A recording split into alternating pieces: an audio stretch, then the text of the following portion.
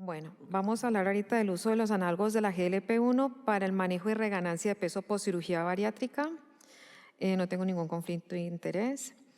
Entonces, como sabemos, la obesidad es la enfermedad crónica con más prevalencia en el mundo. Está relacionada con enfermedades tanto metabólicas, mecánicas, afecta la calidad y la expectativa de vida. Y la cirugía bariátrica ya ha demostrado ser el método más efectivo en la resolución de las comorbilidades, en la disminución de peso y y mantener el peso por más largo plazo que otros métodos. Pero como en cualquier método para bajar de peso, la reganancia es un problema. Esta es una publicación de ASMBS que muestra cómo la cirugía bariátrica subió exponencialmente del 2011 al 2019 y cómo hubo un cambio en la elección del procedimiento, siendo ahorita el que más se realiza la manga gástrica. Del 25 al 35% de los pacientes que van a cirugía bariátrica van a experimentar reganancia de peso. Lo que nosotros esperamos es que sea aproximadamente del 2 al 5% entre el segundo y el quinto año, pero pueden haber mayor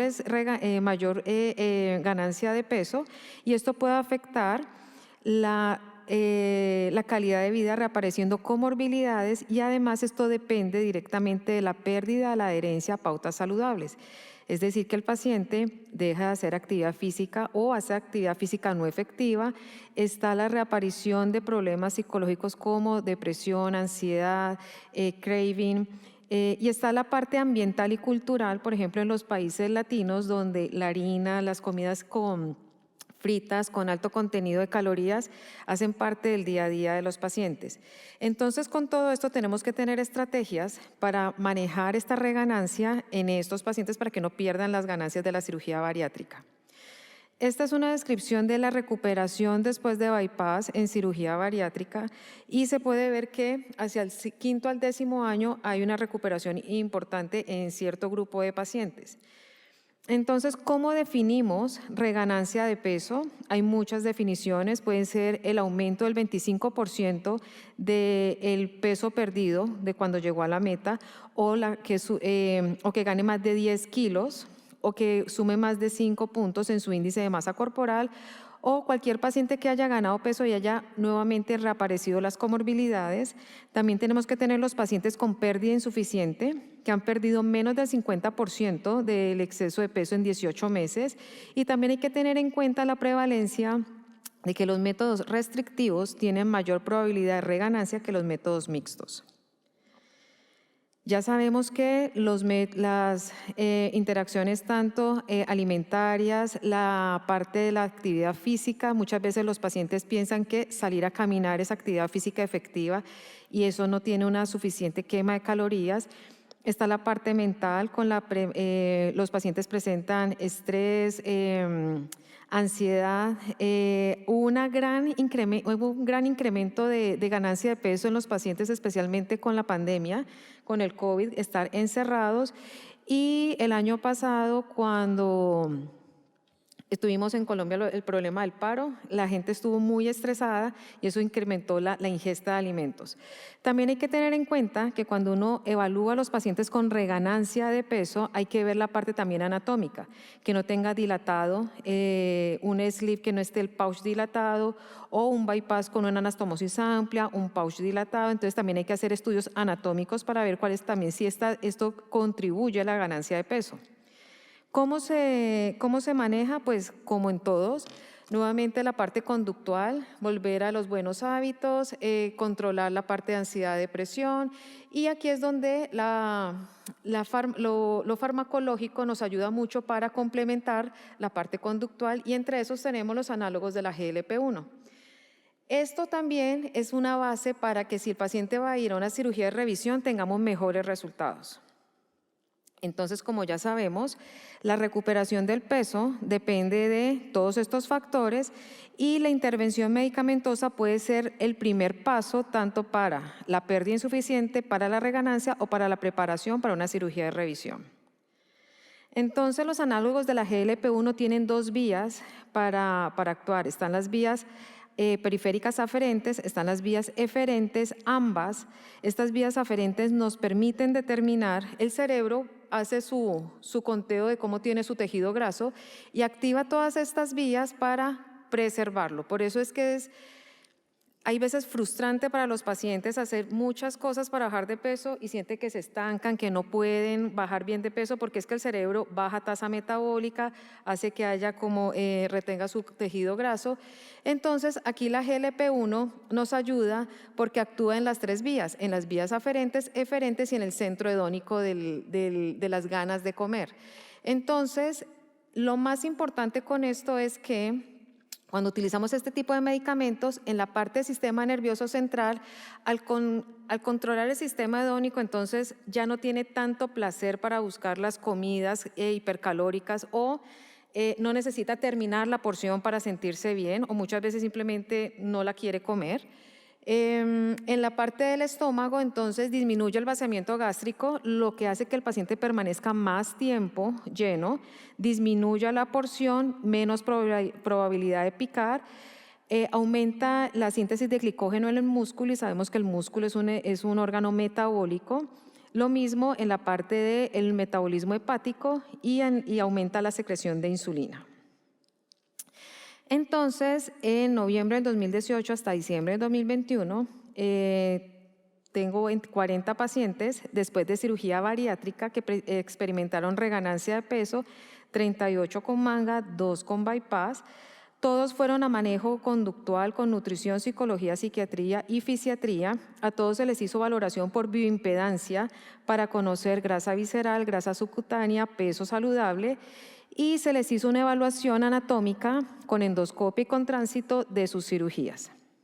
A todos se les inició análogos de la GLP-1 escalonados y los resultados se determinaron en pérdida de peso, cambios en composición corporal y reganancia posterior. De estos, el 65% de los pacientes, el 64% de los pacientes estaban clasificados con obesidad tipo 1, el 19% con obesidad tipo 2 y el 17% con obesidad tipo 3. De esto de 17% eran 3 pacientes que tenían índice de 40 después de un sleeve gástrico. Las dosis fueron escalonadas dependiendo a los síntomas que presentara el paciente. No todos los pacientes llegaron a la dosis tope de 3 miligramos, solo el 29% pudieron llegar. La mayoría de los pacientes manejaron una dosis intermedia entre 1.8 y 2.4 y hubo unos que solamente toleraron dosis bajas de 0.6 a 1.2. Dentro de los síntomas adversos, la mayor síntoma fue el estreñimiento, que está directamente relacionado con el uso del medicamento, y un 30% presentaron náuseas y vómito, que esos fueron los que evitaron el escalonamiento a dosis superiores, porque la intención no es escalonarlos a 3 miligramos y están todo el tiempo vomitando. Esa no es la intención del manejo con el medicamento. En cuanto a la pérdida de peso, el 58% de los pacientes bajaron alrededor de 15 kilos. Hay que tener en cuenta que el mayor porcentaje de estos pacientes estaban en obesidad tipo 1, es decir, que fueron pacientes que bajaron a clasificación de sobrepeso. El 35% de los pacientes bajaron alrededor de 18 kilos y un 7% que bajó más de 20 kilos, que fueron los pacientes con índice de 40 que bajaron alrededor de 22 kilos.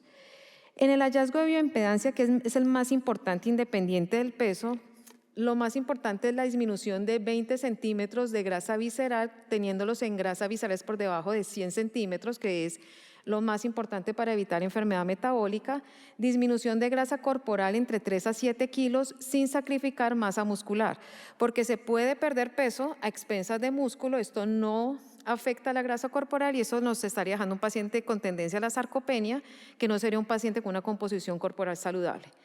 El seguimiento se hizo a 18 meses y de estos pacientes todos estuvieron por debajo de 30 de índice de... ahí me quedó mal. Todos están con índice por debajo de 30. Ninguno volvió a tener obesidad ni tipo 1 ni tipo 2. Este es un estudio del uso del liraglutide en pacientes con pérdida insuficiente o con reganancia de peso. Aquí se vio que estos pacientes inicialmente estaban en obesidad tipo 3 y superobesidad y se empezó el manejo con los análogos hasta 3 miligramos y la pérdida de peso está relacionada con lo que está descrito alrededor de aproximadamente unos 6 a 10 kilos en el periodo de tiempo. En cuanto a la cirugía, aquí se ve que los que más perdieron fueron los de bypass, seguidos por los pacientes que tienen cirugía de sleeve.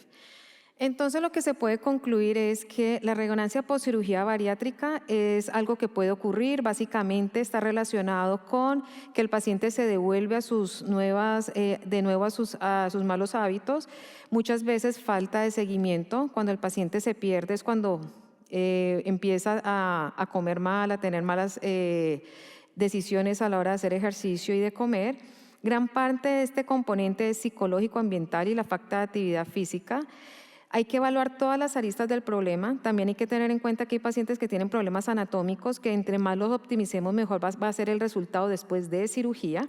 No hay que quitarles a los pacientes de la cabeza que si no me funcionó el sleeve, me hago un bypass, pero sigo comiendo mal porque pues igual no le va a servir. El manejo farmacológico ha demostrado ser efectivo en la pérdida y estabilización de peso. También he tenido pacientes con pérdidas insuficientes que se optimizan para llegar a pesos por debajo de índices de 30, que es como lo deseado en resultados de cirugía bariátrica, y que el educarlos permite que la reganancia sea menor. Esto sí es algo muy personal. Yo individualizo las dosis, yo no los llevo siempre hasta 3 miligramos. Yo lo que espero es que el paciente se sienta lleno con la dosis que se está aplicando, no que baje de peso por vómito o por susto a comer, pues porque le da muchas náuseas o porque no puede tolerar bien los alimentos. Gracias.